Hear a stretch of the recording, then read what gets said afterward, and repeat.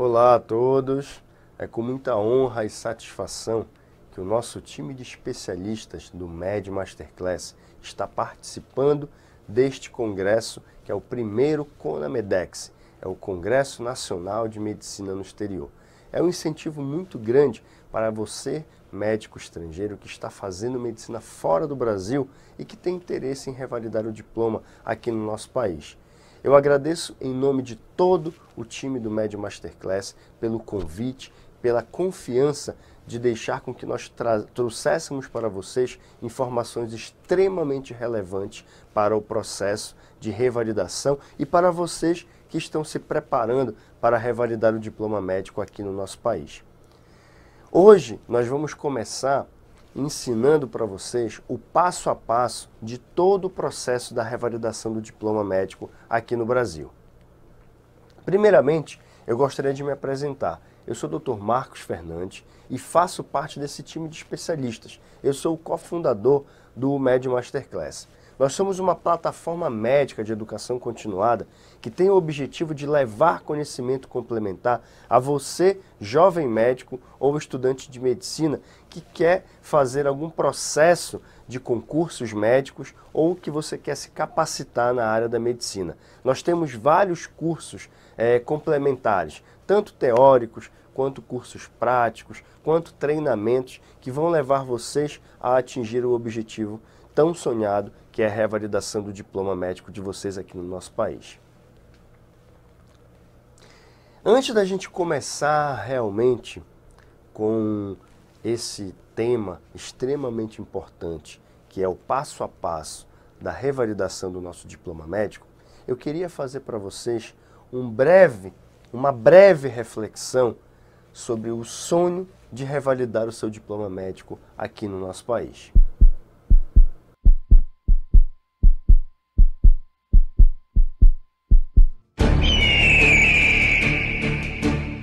Antes de começar a falar sobre o assunto propriamente dito, gostaria de trazer para vocês um questionamento muito importante na sua vida. Quanto falta para você realizar o seu tão desejado sonho? Posso imaginar bem o que se passa pela sua cabeça nesse momento tão importante da sua vida, em que você está se preparando para revalidar o seu diploma de graduação de medicina cursado em uma instituição de ensino superior no exterior. Posso imaginar que você está pensando que essa revalidação pode ser um sonho impossível e muito difícil de atingir. Posso até concordar em parte com você, que seja um desafio muito árduo, porém, não é impossível. E já adianto, você não está sozinho. Agora, pode passar um filme na sua cabeça. Um filme que tem início lá na sua casa, na sua cidade de origem, quando você resolveu abrir mão de toda a sua família e de toda a sua vida para estudar medicina fora do Brasil. Quando você resolveu correr todos os riscos de morar em um outro país, com uma língua e cultura diferente, assumindo todos os riscos que isso poderia lhe causar. Tudo isso com um único objetivo: buscar o seu sonho de se tornar médico. Será que tudo valeu a pena? Eu aposto que sim. E chegou a hora mais esperada, a hora de voltar para casa com seu diploma revalidado na mão. Você já pensou na felicidade que terá com essa conquista? Nas coisas que poderão vir com ela? Pois bem, então acredite no seu sonho e venha fazer acontecer com o nosso time de especialistas do MED Masterclass, que está disposto a lhe ajudar e a conseguir alcançar mais rapidamente essa sua tão sonhada conquista. Vem com a gente, que o caminho para o seu sucesso está garantido.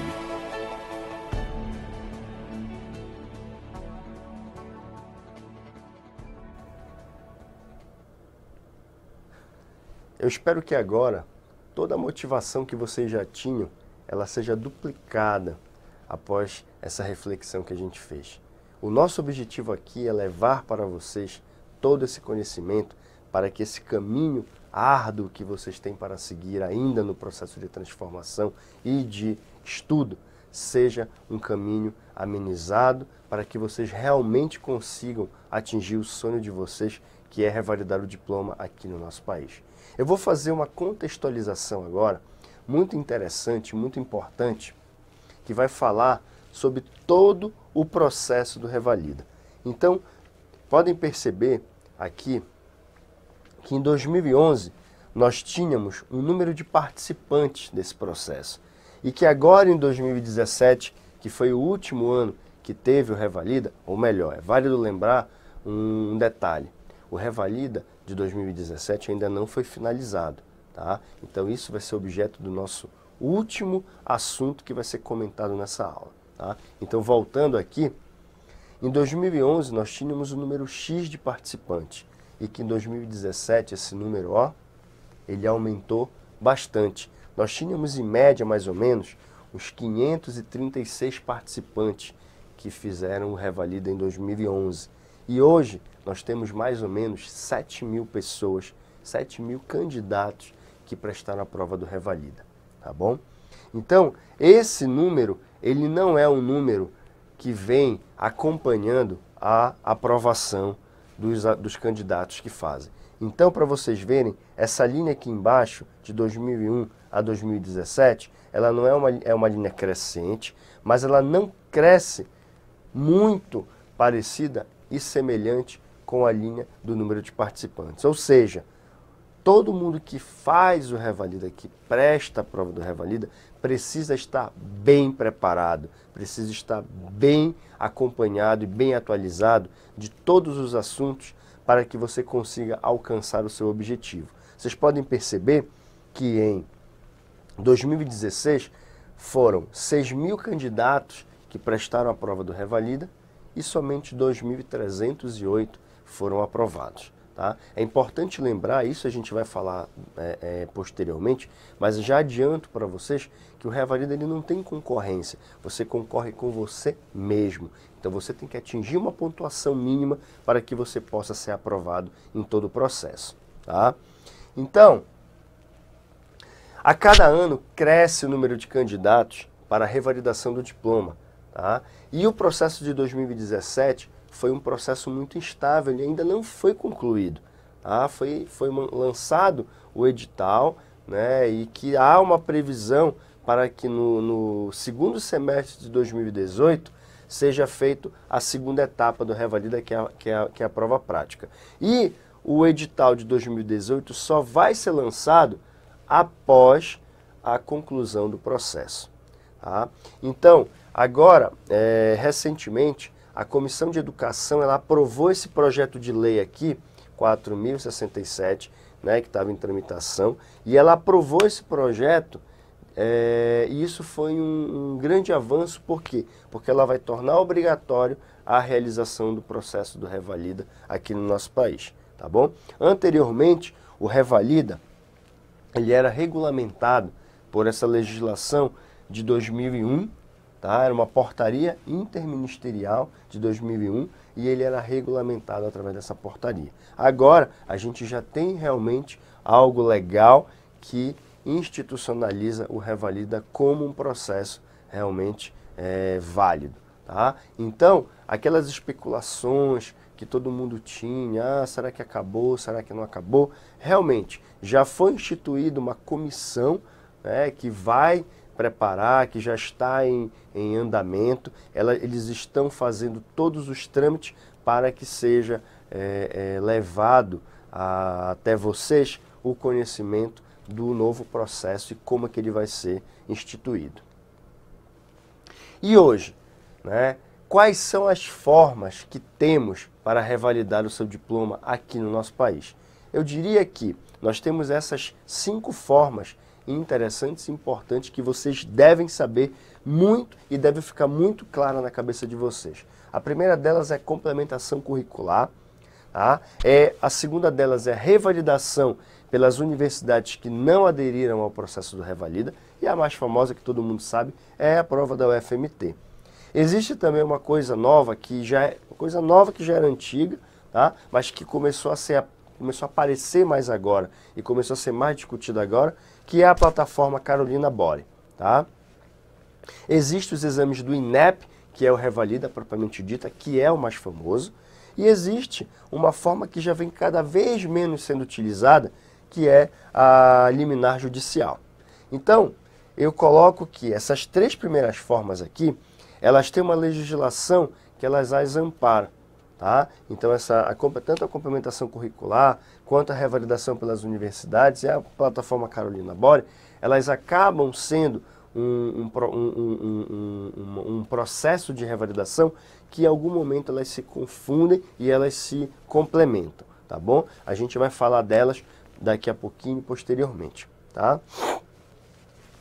E os exames do INEP, do Revalida, é o mais famoso. E é esse que a gente também vai dar uma grande ênfase, porque esse é o grande ponto de interrogação que a gente tem até o momento, tá? Já tem essa comissão, porém a gente não sabe como é que vai ser esse processo todo. Se vai permanecer o nome, se vai mudar, se vai manter as mesmas características do processo anterior, a gente não sabe ainda. Mas é uma forma que já está regulamentada e é uma forma que tem aí e que é uma forma muito interessante e é a forma mais famosa que todos vocês já conhecem, tá? Então, conhecer todo esse processo, com certeza, é a chave, tá, para o sucesso ou fracasso que os candidatos tiveram desde o início do nosso processo de revalidação. Tá? Então, você, candidato, que quer revalidar o diploma aqui no Brasil, precisa ter em mente, precisa saber claramente todos os detalhes desse processo, porque senão você não vai conseguir entender a melhor forma de você fazer o seu processo de revalidação. A base legal de todo o processo de revalidação, a gente vai ver agora, tá? Ela começa a partir das leis de diretrizes e bases da educação. Então entendam que tem duas coisas diferentes aqui. Aquelas 3 primeiras formas que eu mostrei para vocês, que é a complementação curricular, as universidades que não aderirão à Revalida e a plataforma Carolina Bore, elas são amparadas por esta lei aqui interessante, que é a Lei de Diretrizes e Bases da Educação. Tá? Então, no seu artigo 48, essa lei, ela coloca e deixa bem claro que os cursos superiores reconhecidos, né, pelo Ministério da Educação, eles terão validade como prova de formação recebida, né, e eles terão validade para que você, candidato, possa vir fazer a sua revalidação. Então, as universidades públicas, elas são as únicas responsáveis pela revalidação do diploma médico aqui no nosso país. E essas universidades públicas, elas podem lançar mão desses 3 processos, da complementação curricular, da plataforma Carolina Bore, né, que você tem que aderir a essa plataforma, ou a forma que cada uma achar necessária, que foi a utilizada pela UFMT. Ela determina quais são as suas regras, quais são as suas observações a respeito do processo de revalidação. Então, os diplomas de graduação, eles são expedidos por universidades estrangeiras, eles serão revalidados por universidades públicas que tenham curso do mesmo nível de área ou equivalente, respeitando os acordos internacionais. Isso aqui é muito importante. Tá? Isso é o início de tudo, é o início do processo. Para você que quer revalidar o diploma, você tem que primeiro saber se a sua universidade estrangeira ela tem o mesmo nível de equivalência ou ela é semelhante com a universidade brasileira. Porque senão, nem adianta você iniciar o processo de pedido para revalidação, porque o processo ele vai ser indeferido. Então é muito importante que você, quando sai do Brasil, você escolha uma universidade aí fora que ela tenha essa equalização curricular, essa semelhança do currículo, tá bom? Isso é muito importante. Voltando e continuando com relação à base legal, né, nós temos também o artigo 53, que ele vem, na verdade, ratificar o que eu acabei de falar para vocês. O exercício de sua autonomia são assegurada às universidades sem prejuízo ou outra as seguintes atribuições. Então, as universidades públicas, elas podem elaborar ou reformar seus estatutos, regimentos. Então, ou seja, vocês podem perceber aqui a grande autonomia que as universidades públicas têm dentro desse processo de revalidação, tá? Conferir graus, diplomas e outros títulos, firmar contratos, acordos e convênios. Por que eu estou falando isso agora e mostrando a lei? Porque a gente teve em muitos momentos, né, desse ano de 2017, que foi um ano crucial, um ano polêmico, em que muitos processos e muitas entidades quiseram entrar nesse processo também de revalidação do diploma. Então a gente percebe, por exemplo, que houve uma tentativa do Conselho Federal de Medicina de tentar regulamentar isso. Só que vocês estão vendo na lei, a lei, ela em nenhum momento ela toca no nosso Conselho Federal de Medicina como um órgão regulamentador do processo de revalidação. Ela também não deixa com que o Ministério da Saúde interfira sobre a ação das universidades. O Ministério da Saúde, ele projeta as leis, ele cria e dá autonomia para que as universidades, tá? As universidades públicas, possam gerir todo esse processo. Então é muito importante esse entendimento para que não haja erros conceituais e não haja problemas na hora de você que está querendo revalidar o diploma, se confunda e tenha algum tipo de dúvida com relação a esse processo, tá bom? Então, voltando, as universidades que não aderiram à revalida, só para vocês gravarem, tá? Porque isso é muito importante. As universidades que não aderiram à revalida, a forma de complementação curricular e a plataforma Carolina Bore, elas são amparadas pelas leis de diretrizes e bases da educação, tá bom? Agora eu vou falar um pouquinho de cada uma para que vocês possam firmar de vez e gravar de vez todo esse processo que vocês precisam ter esse entendimento, tá? Esses processos, né, por tudo aquilo que eu falei sobre essas leis, eles sempre vão existir, tá? A não ser que haja uma modificação dentro das leis, tá bom? Só que isso é um trâmite que não compete a outras instâncias, tá? Acredito que durante o Congresso, eu estava vendo a programação que está maravilhosa, parabéns à equipe aí, à comissão organizadora, eu estava vendo que vai ter muitas aulas e muitas palestras do ponto de vista legal, vão ter advogados, vão ter deputados, vão ter senadores que fazem parte desse processo e que vão poder falar com mais detalhes para vocês todo o passo a passo também legal que está envolvido com relação à revalida, né? Sobre projetos de lei, sobre aprovação, sobre quais são os trâmites que precisam ser feitos para que esse processo seja o mais justo possível para que vocês possam obter o êxito da formação de vocês. O outro aspecto importante que eu quero que vocês entendam, que muita gente pergunta nas nossas redes sociais, o que é essa equivalência curricular, tá? Então, quando você entra numa faculdade, você tem o modelo político-pedagógico de um curso, né? O que é o modelo político-pedagógico de um curso?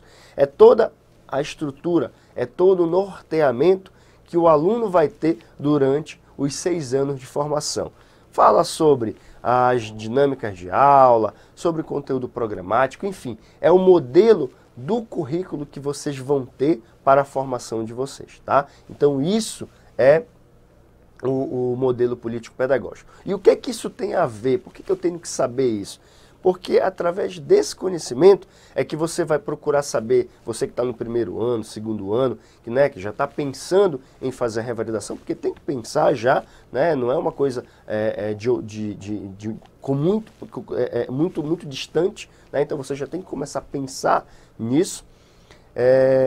Você precisa entender se o seu currículo, se a sua estrutura de aulas, de organização de disciplinas, campos de estágio, carga horária, se tudo isso tem a ver com as diretrizes curriculares nacionais do curso de medicina. Porque no Brasil existe um normativo criado pelo Conselho Nacional de Educação, que são as diretrizes nacionais para os cursos de medicina. Nessas diretrizes, nós temos todas as orientações para que as universidades públicas brasileiras, as universidades, todas, não só as públicas, mas todas as universidades brasileiras precisam ter para organizar os seus cursos de medicina. E aí tem destrinchado tudo, tá? E a gente vai falar um pouquinho à frente os aspectos mais importantes que estão relacionados com essa lei de diretrizes de base da graduação em medicina, tá bom? Outra coisa que eu preciso tocar, que eu botei aqui na apresentação, é que se a sua universidade não tiver essa equivalência curricular, é melhor você nem entrar no processo. Então, é importante que você escolha a universidade que também tenha uma equivalência curricular ou que seja mais parecida com as universidades aqui do Brasil, tá bom? Porque senão você não vai conseguir revalidar o diploma, você não vai nem conseguir se inscrever nesse processo, tá bom? Acredito também que vai ter durante esse congresso online, vamos ter também várias apresentações de algumas pessoas falando quais são as universidades que apresentam e que possuem essa equivalência curricular, tá bom? E as diretrizes nacionais que eu já acabei falando para vocês, tá?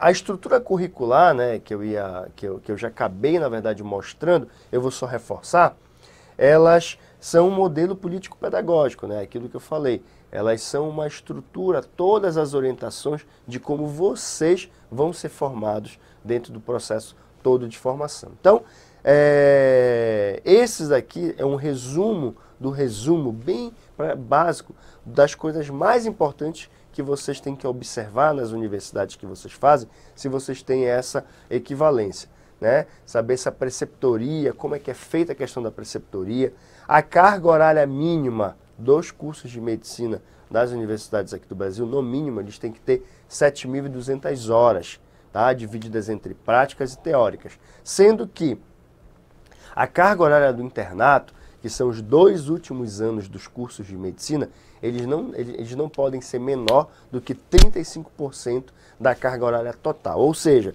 o internato é aquele momento que você vai praticar, que você vai entrar em contato direto mesmo com a prática médica, né? Você vai assumir o seu papel mesmo de quase um jovem médico, né? Então, é a parte mais importante. Então, você tem que ter um hospital universitário, tem que ter um hospital que tenha toda uma estrutura de preceptoria, de estágios, de assistência, para que você possa ter uma boa formação e poder usar essa formação que você teve fora para trazer aqui para o seu currículo e fazer a equivalência curricular, tá bom? Outros aspectos importantes também que a gente fala são os locais de atividade e principalmente um detalhe, eu chamo a atenção, observem agora o que eu vou falar, tá? Prestem bem atenção no que eu vou falar. Aqui no Brasil, nós temos uma especificidade muito grande, tá bom? Não sei qual que é a realidade que muitos de vocês têm aí fora, tá bom? Mas nós temos aqui um sistema único de saúde, tá? Que vai ser motivo da nossa segunda palestra, tá? Então é muito importante que vocês fiquem atentos também na nossa segunda palestra. Por quê?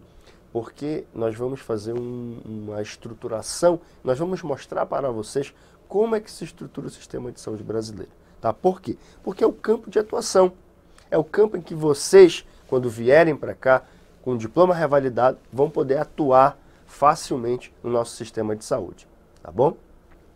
A gente vai dar uma pausa agora, e aí a gente vai entrar na segunda parte da aula, tá bom? Que é uma parte extremamente importante para que a gente possa entender e poder compreender com mais facilidade, tá bom? Segura um pouquinho aí, que nós do Med Masterclass já voltaremos e traremos para você mais informações importantes dentro do processo de formação que vocês precisam entender. Um abraço para todo mundo do Congresso. Estou aqui extremamente empolgado, gostando bastante de estar aqui com vocês. Deem uma pausa, vamos tomar um café, vamos tomar uma água e a gente já está voltando aqui, tá bom?